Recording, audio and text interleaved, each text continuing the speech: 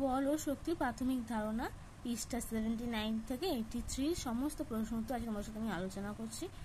তো ফার্স্ট প্রশ্ন কি রয়েছে, স্থির বস্তু কাকে বলে, উদাহরণ দাও। যেসব বস্তু সময়ের সঙ্গে সঙ্গে স্থান পরিবর্তন করে না তাকে স্থির বস্তু বলে, উদাহরণ ঘর, গাছ, স্কুল ইত্যাদি।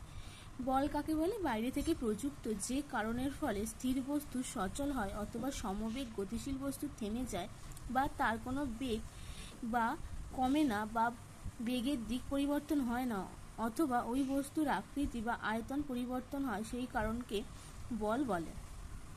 গতিশীল বস্তু কাকে বলে, উদাহরণ দাও।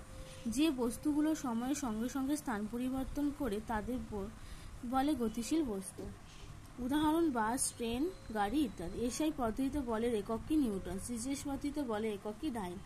বলের দুটি প্রভাব লেখো।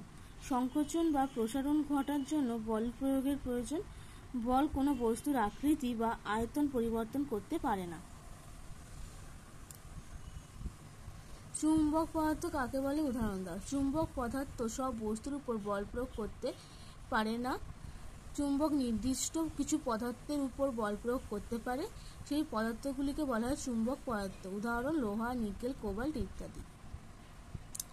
অভিকর্ষ বল কাকে বলে, উদাহরণ দাও। স্পর্শ ছাড়াই যে বল ক্রিয়া করে তাকে অভিকর্ষজ বল বলে। অভিকর্ষজ বলের আরেক নাম কি, ওজন।